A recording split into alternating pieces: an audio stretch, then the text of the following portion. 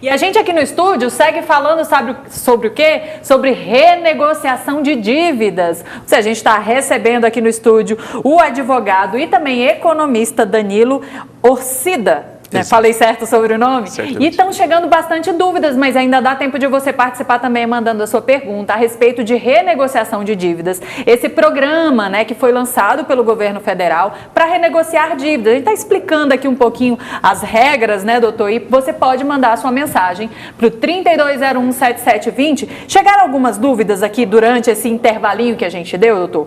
Tem uma dúvida da Ilana, ela quer saber mais detalhes sobre como funciona esse programa, porque ela está com dívida de um pequeno empréstimo que ela fez e não deu conta de continuar pagando as parcelas em dia. Ela quer saber se esse tipo de dívida vai poder ser renegociada. É interessante a pergunta da telespectadora, até para esclarecer que a medida provisória que foi aprovada, ela ainda depende de uma regulamentação por parte do Ministério da Economia. Então, ao longo dos próximos dias, nós teremos toda uma regulamentação que trará um pouco mais de clareza, e estabelecerá os critérios e até mesmo a inauguração desse portal de acesso em que o cliente, o consumidor, poderá acessar e promover através desse portal a renegociação. Mas note que dívidas de valores até R$5 mil, para a primeira faixa, se ela se enquadra dentro dessa categoria, certamente poderá ser objeto de renegociação. E é interessante fazer sempre uma equação no que diz respeito aos encargos.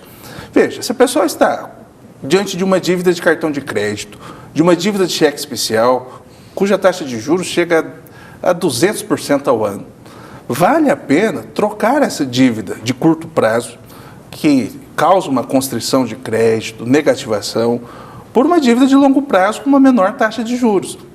Então, é interessante, é inteligente sair de uma taxa de juros de 200% ao ano, como é o caso do cheque especial, para uma taxa de juros de 1,99 e ganhar um prazo de pagamento mais dilatado. E há um outro ponto, e por fim, me permita destacar, é que a primeira parcela ela será cobrada, o pagamento será após 30 dias. Então, fez adesão, o refinanciamento dessa dívida, a primeira parcela não será através de um desembolso imediato. Terá um prazo de carência de um intervalo de 30 dias. Então, para a pessoa poder se organizar, eu queria que você, como economista também, doutor, desse uma orientação para essas pessoas que vão aderir, que precisam aderir, Porque a gente sabe que quando a pessoa está endividada, a pessoa, ela não se endivida porque ela está querendo dar o golpe nas instituições financeiras, nem nada disso. Porque ela precisou daquele crédito em algum momento, alguma necessidade, e essas pessoas, normalmente, elas nem dormem pensando em como pagar essa dívida. Fica ali estressado, não sabe. Algumas param de viver, pagam sua dívida e para de viver, para de sair, para de compra estritamente o básico para poder dar conta. E aí vem uma oportunidade como essa, que pode diminuir o valor dos juros dessa dívida, um prazo maior, mas é importante também uma orientação para que essa pessoa não se endivide novamente, Aproveite aí a redução da parcela, vamos dizer assim, porque os juros caem. Então, qual seria a orientação para que essas pessoas não se enrolem ao invés de se desenrolarem, como é a proposta do programa?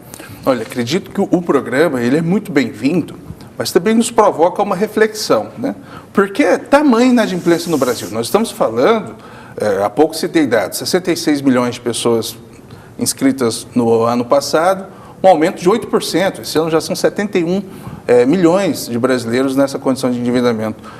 Parte dessa condição de endividamento decorre, sim, de questões relacionadas à educação financeira, mas é preciso perceber que nós temos um sistema financeiro que é uma máquina de produzir endividados. Veja, é impensável uma taxa de juros de 200%, como é o caso do cheque especial. Isso, num curto espaço de tempo, coloca um pequeno devedor diante de uma dívida que muitas vezes é impagável. A pessoa tem lá uma dívida de R$1.000, R$2.000 no cartão de crédito, num intervalo de 6, 7 meses, esse valor alcança, triplica. Então, é sempre importante estar atento às condições de juros do crédito que é contratado, as condições dos encargos moratórios, porque além dos juros, existe a figura da multa, existe a aplicação de correção monetária. O somatório de todos esses encargos ao final, transforma uma pequena dívida, ou uma dívida de pequeno valor, numa dívida de um valor impagável. Então, é importante sempre estar atento a essas condições e me permita dizer que, diante de uma situação, que parte desses contratos nós chamamos de contratos de adesão. O cliente, ou ele adere às cláusulas que são postas, ele não tem margem de negociação, ou ele adere ou ele não contrata. E em muitos contratos, tidos como nesse formato de adesão, existem cláusulas abusivas, existe cobrança de valores que muitas vezes são indevidos, e eu quero ressaltar aqui a importância do trabalho do PROCON. O PROCON, por exemplo, tem um departamento específico, que é um órgão público, né, que se preza a fazer o cálculo, a verificação, se existe cobrança de encargos abusivos, de encargos indevidos, como é o caso chamado anatocismo, juros sobre juros. Então, é importante, sim, estar atento às condições que foram impostas nesse contrato e, numa hipótese de abusividade, por que não buscar a revisão dessa questão. Doutor, muito obrigada pelas suas orientações, por ter esclarecido aí esse início, né, do lançamento desse programa. É claro que a gente vai voltar com esse assunto aqui ao longo do ano para te explicar melhor as condições desse programa, mas muito obrigada pelas suas orientações. Eu que agradeço a oportunidade. Na ocasião, desejo uma boa tarde a todos.